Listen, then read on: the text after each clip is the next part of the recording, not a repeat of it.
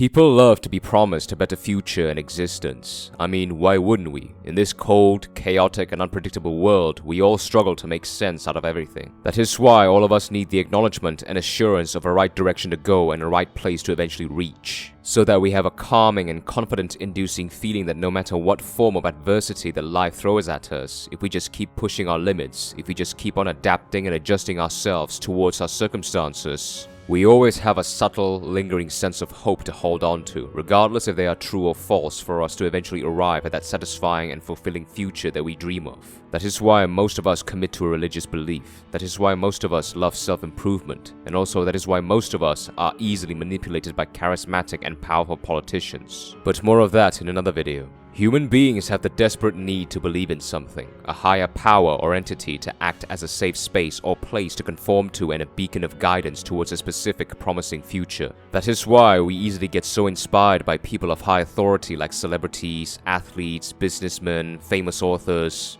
Basically, people who have achieved a lot of merit throughout their lives, display desirable and honorable character traits wherever they go, and worked their way up the ladder to live a life that most people can only ever dream of.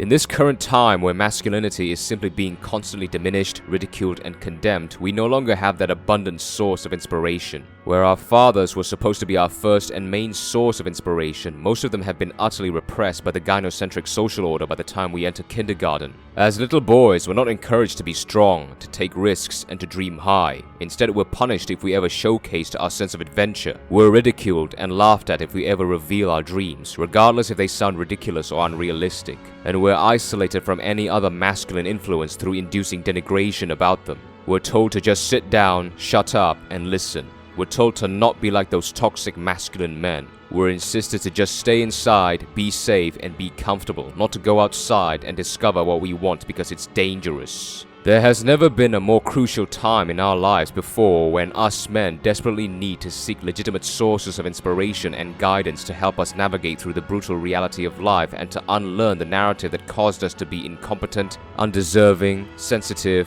lazy, delusional, and pathetically irresponsible for our own lives. We need mentors that could help us develop a strong sense of conviction within us, educate us with practical information, and incentivize us to start taking actions. And that last part is a lot harder than it actually sounds, because we've been conditioned for decades to just wait for the right moment until a light bulb magically turns on inside our heads one Sunday morning. Now, the main questions are, how do we choose the right mentors for us? How do we narrow down our judgments on them, and what metrics should we base our judgments from to establish their legitimacy in our perception of them? Your mentors should first and foremost be significantly relatable to you. They ideally have undergone and overcome relatively similar circumstances in the past as you have, and or they share and have achieved relatively the same objectives that you personally want to achieve. This is important, otherwise you can't build or will lack the identifiable and empathetic connection with them, because as men, common grounds, values, and functions are the healthy building blocks or foundation of our bond with other men, whether they are close or distant. Especially in this fatherless age for men, we tend to seek other father figures and or elderly brother figures externally through the internet, which means our mentors are almost always going to be distant. Second is that they have a realistic appraisal of themselves and their weaknesses. Everyone loves and desires to be perfect, but no one actually is. Sooner or later, people will dig and find out the cracks to your inconsistencies and utilize them against you. Perfection is ideal, but in the real world, it is impossible.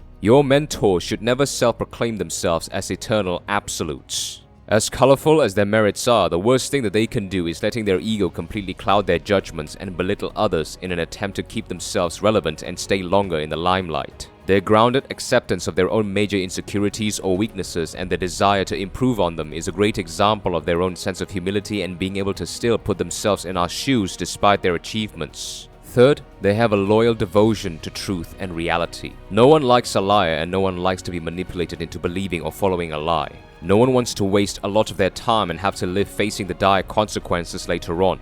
Your mentor must have an obligation towards objective truth. No matter how painful it might be for you to take in, it is their responsibility to make you realize the raw and brutal mechanics of how the world works, in order for you to disconnect from your previous conditionings. The truth fucking hurts, but they are necessary for you to have the much needed tangible clarity on that hope you are holding on to, instead of clinging onto the enigmatic and vague estimation of sugar-coated lies. Your mentors must be factual absolutists, rather than fictitious obsessionists. They have enemies and have their own history of controversies, as many truth preachers do. Fourth, they have a tolerant attitude towards people. Once in their lives, they were in the same place to those who currently looked up to them. People do what they do and become someone who they are now, good or bad, because of a collection of underlying and understated reasons or problems that they've attempted to solve. Your mentors should have a profound acknowledgement and understanding of these mechanics in people. Oftentimes, mentors look specifically for those who are good listeners and literally informational sponges, easy to manage and taught. If we were still innocent children, then sure, but as young men, we've developed our own critical thinking skills that allow us to make our own independent judgments. However, because of this extensive, narrowed-down perception of ours, we tend to unconsciously develop an escalated sense of conviction and superiority biasness towards our own judgments, which basically causes us to become stubborn and sensitive dickheads who are disagreeable and easily triggered when challenged with a new perception. Your mentors must understand this and possess their own methods in dealing with such an individual systematically and persistently, otherwise it will showcase their lack of intent and their own reluctance to help.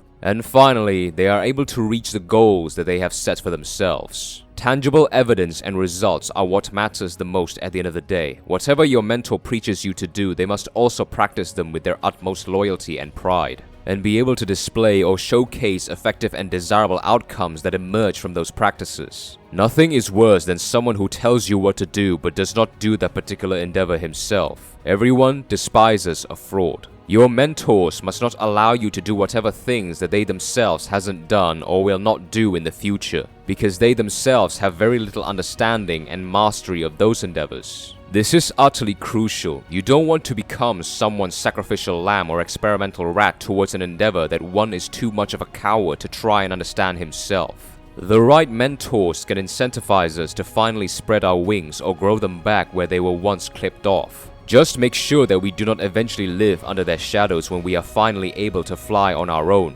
Because although the most preferred, effective, and efficient method of learning during an apprenticeship is imitation, if we get carried away with the momentum, then we'll just be the discount knockoff and copycat of our mentors who only exist in the dark edges of the limelight. We won't have the opportunity to stand in the middle of the limelight with our own unique twist. Thank you for watching.